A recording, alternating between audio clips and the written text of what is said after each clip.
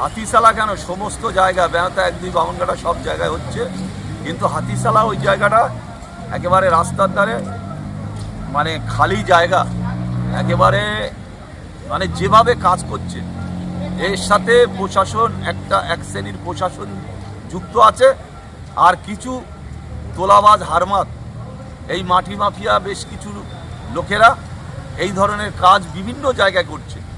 আজকে হাতিশালা বলে কথা নয়, হাতিশালা ছাড়াও বাইরে বিভিন্ন জায়গায় হচ্ছে বেহাতা 1-2 বামনঘাটা, যেমন ফুলবেড়িয়া মৌজা, যেমন ধর্মতলা পাঁচুড়িয়া, যেমন হাতিশালা, তারপরে হাটগাছা, বিভিন্ন জায়গায় একদিকে মাটি ভরাট, একদিকে ওয়েটল্যান্ডে জোরপূর্বে ঘর করা।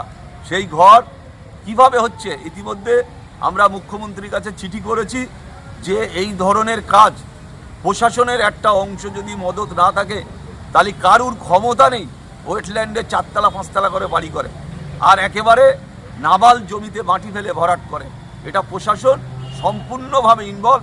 আর এক শ্রেণীর মাটি মাফিয়া জমি দখল জোরদার জমিদারদের মানে এই যে টোটাল ব্যাপারটা, একটা চক্র, একটা পুলিশ আর একটা হচ্ছে এই মাটি মাফিয়া লোক, যারা বিভিন্ন জায়গায় খাসল্যান্ড ওয়েটল্যান্ড যে কোনো জায়গা পাচ্ছে সেখানে ঝাড় দেহ বসিয়ে ঘর করে দিচ্ছে। মুখ্যমন্ত্রী বারবার বলছে যে জলাভূমি ভরাট করা যাবে। আজকেও উনি বলেছেন আমরা দেখছি পুলিশ কি করছে।